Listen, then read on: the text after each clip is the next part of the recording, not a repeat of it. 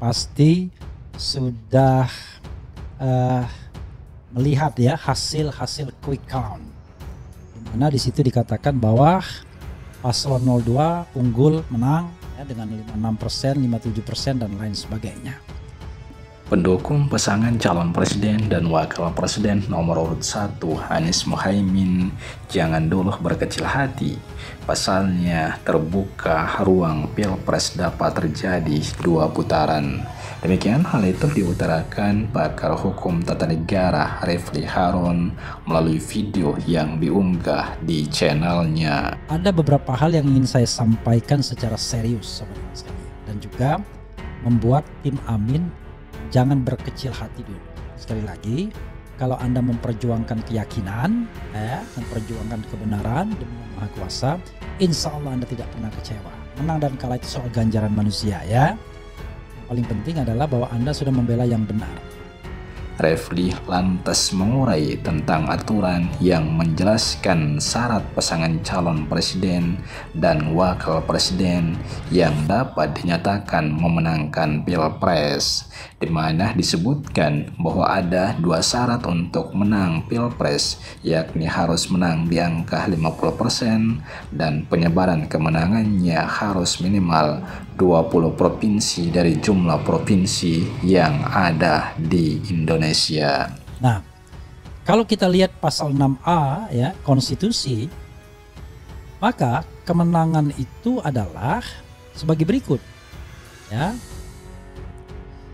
Pasal 6A ayat 3 Undang-Undang Dasar 1945 perubahan ketiga, pasangan calon presiden dan wakil presiden yang mendapatkan suara lebih dari 50% dari jumlah suara dalam pemilihan umum dengan sedikitnya 20% suara di setiap provinsi yang tersebar di lebih dari setengah jumlah provinsi di Indonesia dilantik menjadi presiden dan wakil presiden.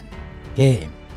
Dalam hal tidak ada pasangan calon presiden, ayat 4-nya 6A ayat 4, dan wakil presiden terpilih, 2 pasangan calon yang memperoleh suara terbanyak pertama dan kedua dalam pemilihan umum dipilih oleh rakyat secara langsung, dan pasangan yang memperoleh suara rakyat terbanyak dilantik sebagai presiden dan wakil presiden atau run off election. Syarat untuk menang itu ada 2. Bukan 1, suaranya harus lebih dari 50%.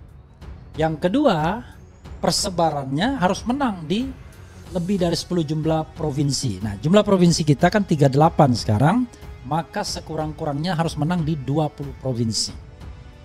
Oke, barulah kemudian bisa dilantik. Berdasarkan apa? Tentu berdasarkan hitung manual KPU yang berjenjang. Dari TPS, dari TPS ke PPK, kemudian KPU kabupaten kota, provinsi sampai tingkat nasional. Barulah di situ bisa ditentukan siapa menangnya. Itu pun kalau tidak disengketakan di Mahkamah Konstitusi. Oke, 1. Dan pasal ini kemudian diulangi lagi di dalam Undang-Undang Pemilu ya. Pasal 400-an, pasal 416 di Undang-Undang Pemilu. Itu satu hal. Dia juga menyinggung soal hasil hitungan cepat, di mana hasil hitungan cepat tersebut tidak dapat menjadi ukuran. Di sisi lain, ada hasil perhitungan dari tim Amin yang menunjukkan tidak signifikan perbedaan perolehan suara antara pasangan calon nomor urut 1 dengan pasangan calon nomor urut 2 Prabowo Gibran, sehingga masih ada peluang. Bagaimana dengan hasil quick count? Quick count itu bukanlah official. Bahkan perhitungan si rekap pun itu bukanlah hasil official. Hasil official itu adalah hasil yang hitung manual tersebut. Tapi angkanya sama semua. Oke, sama semua. Tapi tetap ada perbedaan antara rekap KPU, quick count, dan kemudian juga hitungan internal Amin misalnya.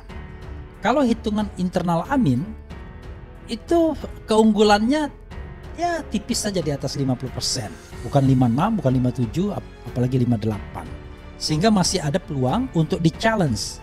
Jadi sahabat daerah sekalian, men-challenge-nya itu tidak harus jarak misalnya antara Amin yang kalau menurut perhitungan Amin itu 34% dengan 53% misalnya.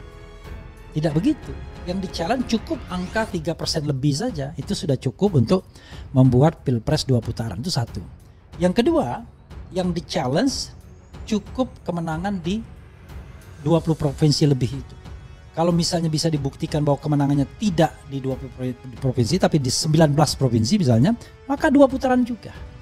Jadi sobat era sekalian, ada 2 skenario untuk menjadikan ini 2 putaran, yaitu men-challenge angka yang 50% lebih menjadi 50% kurang, walaupun 49,9% tetap 2 putaran, atau men-challenge kemenangan di provinsi, dicek apakah betul menang di 20 provinsi. Nah itu jalannya.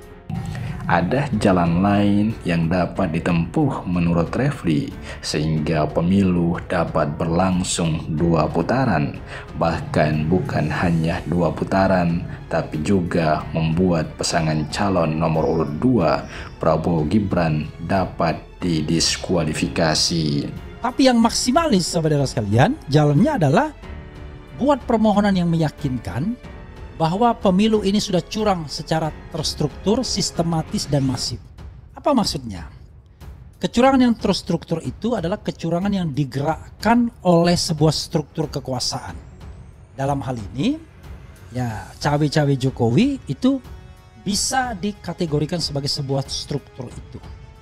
Lalu kemudian nanti perlu diketahui apakah memang ada penggeraknya, misalnya keterlibatan ASN, TNI, Polri, dan lain sebagainya. Ya. Kemudian terstruktur, sistematis itu terpola, terencana dengan baik. Ya. Misalnya bagaimana ada kegiatan-kegiatan tertentu, memanggil aparat desa, kemudian mendekati tokoh-tokoh dan lain sebagainya.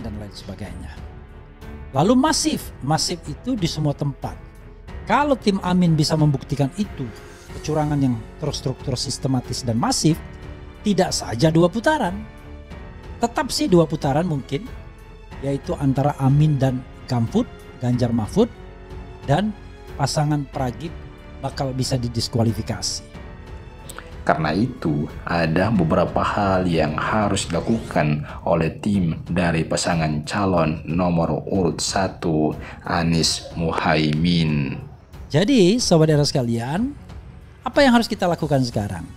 Yang harus kita lakukan sekarang adalah menjaga proses penghitungan suara dan tetap menginput ya.